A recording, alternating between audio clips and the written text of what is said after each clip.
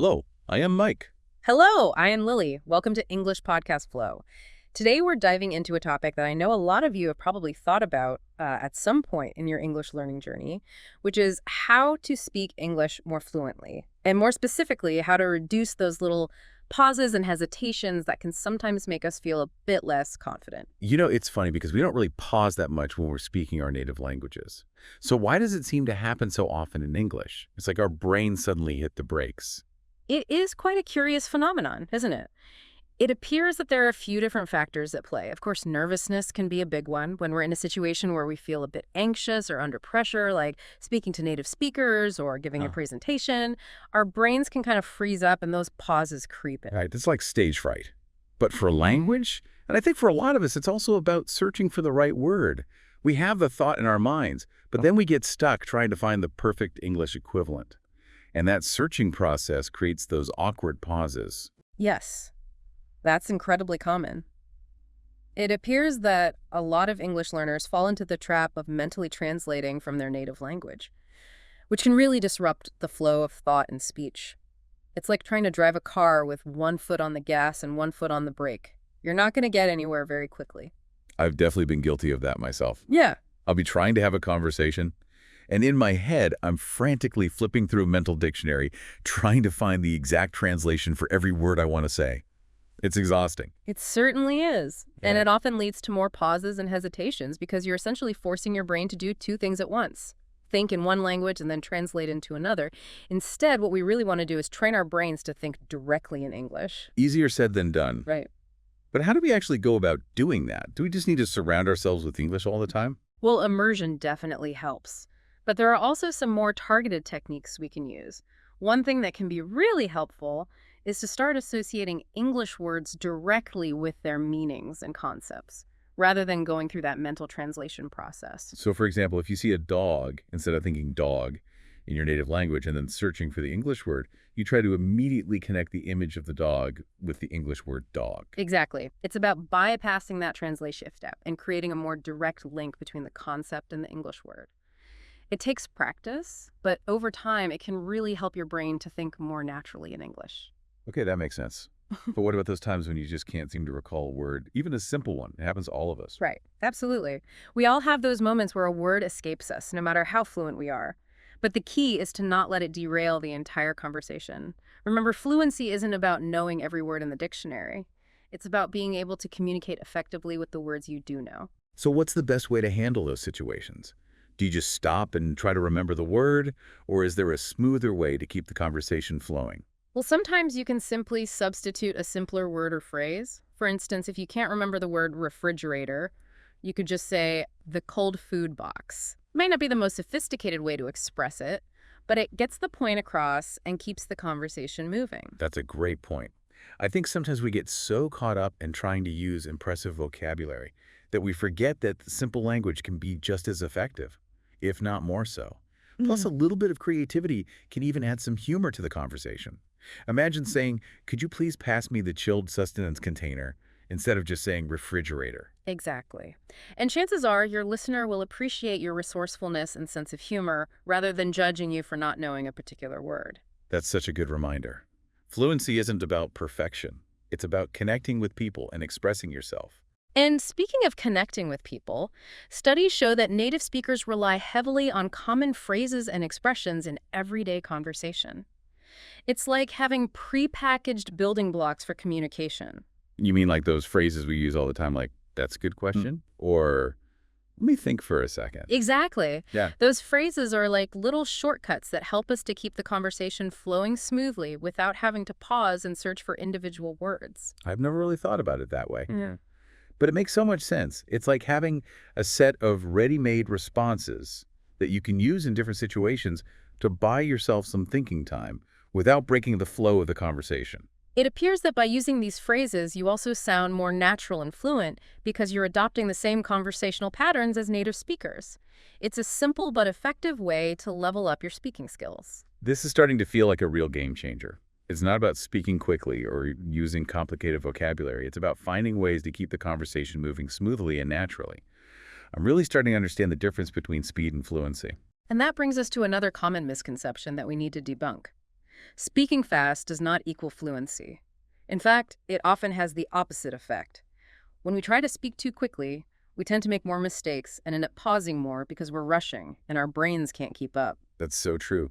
I used to think that if I could just spit out words quickly enough, I'd sound more fluent. Hmm. But it just ended up sounding like a jumbled mess, Yeah. and I would get tongue-tied and frustrated. It's like trying to run a marathon at a sprint pace. You'll burn out quickly and probably won't even finish the race. Fluency is about pacing yourself, finding a comfortable speed that allows you to speak clearly and smoothly without sacrificing accuracy or comprehension. So it's more like a marathon than a sprint. We need to build up our fluency stamina over time, not try to achieve it overnight. Precisely. And there are some techniques that can help us build up that fluency stamina. Have you ever heard of the shadowing technique? Oh, yes. Shadowing is where you listen to a native speaker and repeat what they're saying in real time, trying to match their rhythm and intonation. Right. That's exactly it. It's a fantastic way to internalize the natural flow of English speech. When you shadow, your brain starts to pick up on those subtle nuances of pronunciation, rhythm, and intonation that can really make a difference in how fluent you sound. I actually used shadowing quite a bit when I was first learning English. I would find podcasts or YouTube videos with clear speakers and just shadow them for hours. It really helped me to develop a more natural-sounding accent and get a feel for the cadence of the language. That's wonderful to hear.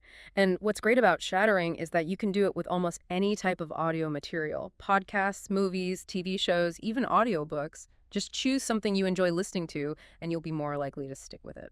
And the best part is that you don't have to worry about making mistakes because no one is listening but you. It's a safe space to practice and experiment without feeling self-conscious. I remember feeling so much more confident after practicing shadowing for a while because I could hear the improvement in my own pronunciation and fluency. It's a great way to build up that fluency muscle memory, so to speak. Speaking of mistakes, that brings us to another important point that I think a lot of English learners struggle with: the fear of making mistakes. Oh, absolutely. I think it's one of the biggest barriers to fluency. We get so caught up in trying to be perfect that we end up overthinking everything and hesitating to speak at all. It's a common trap, but it's so important to remember that everyone makes mistakes, even native speakers. Fluency isn't about achieving some kind of unrealistic perfection. It's about being able to communicate your ideas effectively, even if you make a few grammatical errors or stumble over a word or two. So instead of beating ourselves up over every little slip-up, we should embrace those mistakes as opportunities to learn and grow. Exactly. And speaking of learning and growing, let's talk about a practical exercise you can do to improve your fluency and reduce those pauses. Have you ever tried speaking with a timer? You mean setting a timer for a minute or two and just talking about a specific topic without stopping? Yes, exactly. It's a great way to push your brain to work more efficiently and to access your vocabulary more quickly. When you have a time limit, you don't have the luxury of overthinking or searching for the perfect word. You just have to keep talking. And it's amazing how creative you can get when you're forced to keep talking. Sometimes the most interesting ideas come out when you're least expecting them. It's like your brain goes into overdrive and starts making connections you wouldn't have made otherwise. It's like a mental workout for your language skills, and the more you do it, the stronger those muscles become. And you can choose any topic you want, right? Absolutely. It could be something as simple as, what did you do today? Or describe your favorite food. Or you could choose something more challenging, like your opinion on a current event, or a summary of a book you've read. The key is to just keep talking and not give yourself time to overthink it. Now I have a confession to make. Sometimes, even when I know what I want to say, I still find myself pausing. Yeah. It's like my brain needs a little extra processing time. Do you ever experience that? Of course. Even native speakers use pauses and filler words in conversation. The key is to use them strategically, not to let them take over your speech. Oh, you mean those little words like, well, like, and so. Those are the ones. They might seem insignificant, but they actually play an important role in spoken language. They help us to maintain momentum and signal that we're still engaged in the conversation, even if we're not actively speaking. So instead of seeing them as signs of weakness or hesitation, we should embrace them as tools to enhance our fluency. I had no idea they were so important. When used appropriately, filler words can actually make you sound more natural and conversational. Of course, you don't want to overuse them, but don't be afraid to sprinkle them in when you need a moment to gather your thoughts. This is so eye-opening. I used to try to eliminate all filler words from my speech, thinking they made me sound less intelligent. But now I realize they're actually a natural part of how we speak, like little bridges between our thoughts. Think about it when you're having a conversation with someone in your native language. Do you speak in perfectly formed sentences without any pauses or hesitations? Definitely not. I use filler words all the time without even realizing it. It's something we do subconsciously to keep the conversation flowing smoothly. And it's perfectly acceptable to do the same when speaking English. It's about giving yourself permission to be human, not some kind of language robot. This is such a relief. It's like taking a huge weight off my shoulders. I can finally stop striving for unrealistic perfection and just focus on communicating authentically. And that, my friend, brings us to the secret sauce of fluency. Are you ready for it? I'm all ears. Lay it on me. The secret is to speak more and think less. Wait, that's it. It sounds almost too simple. I know, right? But it's true. The more you focus on simply communicating your ideas and less on trying to be perfect, the more fluent you'll become. So it's about shifting our mindset from grammar and vocabulary to actually connecting with the person we're talking to and expressing ourselves genuinely. Exactly. It's about letting go of that fear of making mistakes and embracing the joy of simply expressing yourself in another language. It's about enjoying the journey, not just obsessing over the destination. This whole conversation has been so inspiring. I feel like I have a new perspective on fluency and a renewed sense of motivation to keep practicing and improving. It's not about achieving some arbitrary level of perfection. It's about using language as a tool for connection and self-expression. That's what we love to hear. And remember, fluency is a journey, not a destination. It's something you continually work towards. And the more you practice, the more confident and natural you become. I think that's such a powerful message, Lily. For so long, I've been so focused on trying to speak perfectly that I've forgotten to actually enjoy the process of learning and using English. I understand completely, Mike. I think many of us get caught up in the technicalities and lose sight of the bigger picture. But when we shift our focus to connection and authentic expression, the pressure lessens and the joy of communication takes center stage. Absolutely. And speaking of finding joy in the process, you mentioned earlier that there are some practical exercises we can do to help us develop our fluency. You mentioned the timer exercise, but are there any others that you find particularly helpful? There are so many fun and effective ways to practice fluency. One that comes to mind is something called descriptive storytelling. It's a simple exercise where you choose a random object and challenge yourself to describe it in as much detail as possible for a set amount of time. Well, that sounds interesting. So, for example, if I picked up let's say, a coffee mug, I would have to talk about its shape, color, texture, size, maybe even the design on it, all without stopping for a minute or two. Precisely. It's a fantastic way to expand your vocabulary practice using descriptive language and get comfortable with speaking spontaneously. You'll be surprised at how much you can say about even the most mundane objects when you put your mind to it. I can imagine myself getting quite creative with it. It's like a mini improv session for your language skills. I could even imagine using it as a party game with friends who can come up with the most entertaining description of a paperclip, for example. Exactly. It can be a fun and engaging activity to do with others, and it takes the pressure off of feeling like you have to be perfect. It's all about playing with language and seeing what you can come up with. I love that idea. And you know what else I've found really helpful? Recording myself speaking English. It can be a bit cringeworthy at first to listen to your own voice, Yeah. but it's incredibly valuable for identifying areas where you tend to pause or make mistakes. That's a fantastic tip, Mike. It appears that self-recording is a powerful tool for language learning because it allows you to become more aware of your own speech patterns. You Yeah. can listen back and notice things you might not have realized while you were speaking, like how often you say or whether you're rushing your words. Yeah. Exactly. And once you've identified those areas, you can start to work on them more consciously. For example, if you notice that you're pausing a lot to search for words, you can start practicing those descriptive storytelling exercises or doing some vocabulary building activities. It's all about becoming more mindful of your own speech and then using that awareness to make targeted improvements. And you know what else I've found helpful for building confidence and fluency?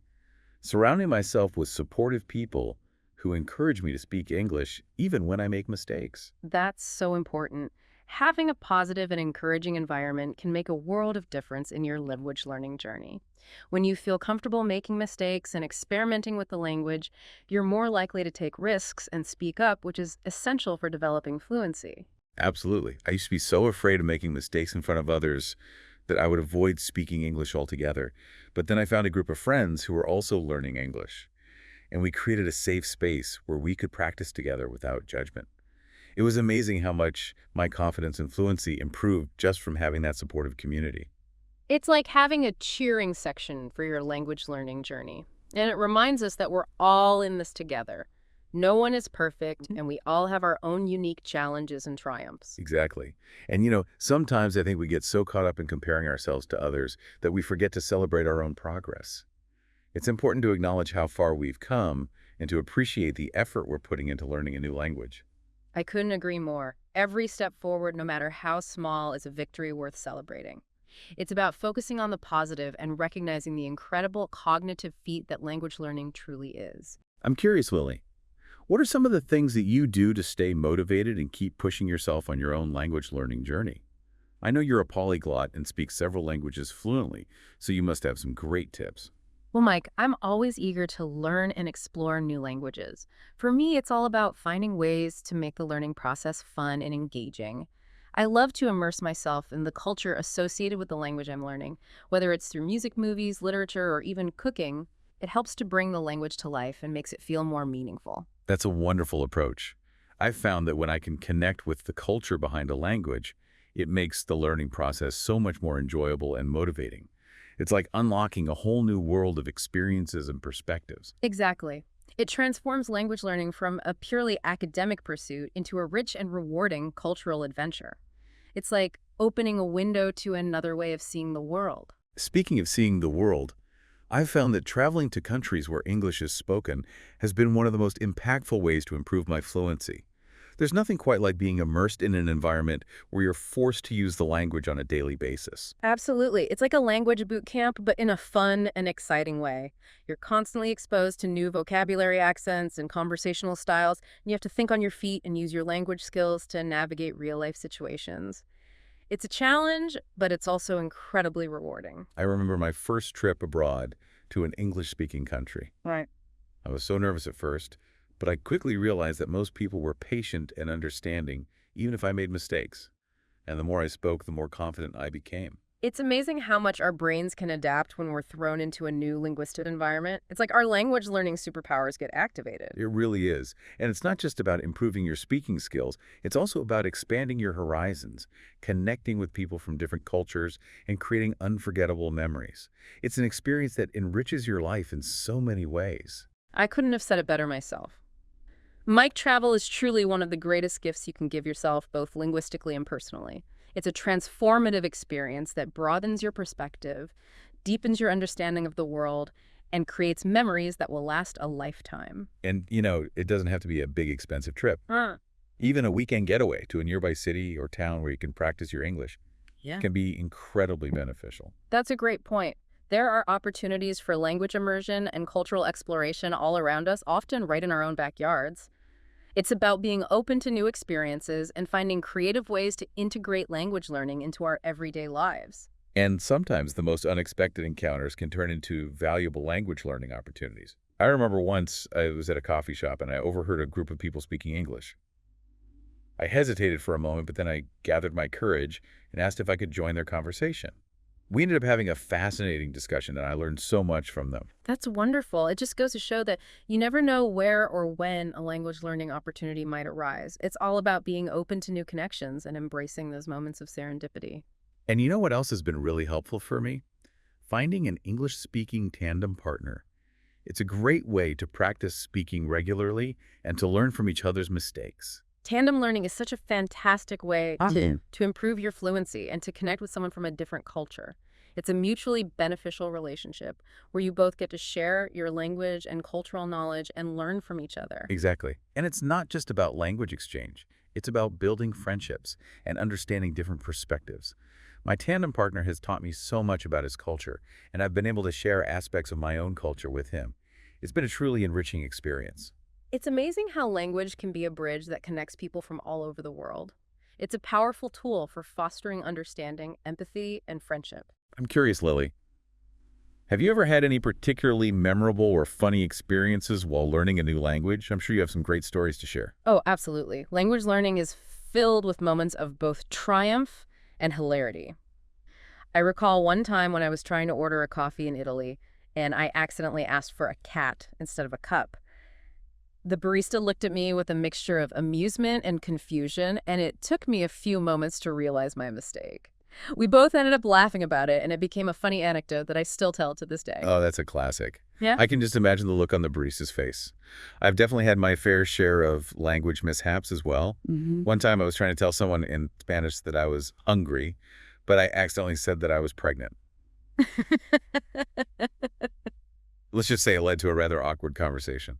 Those kinds of experiences are all part of the fun of language learning, aren't they? They remind us to not take ourselves too seriously and to embrace the humor in our mistakes. Exactly. And sometimes those mistakes can lead to the most memorable and enriching experiences.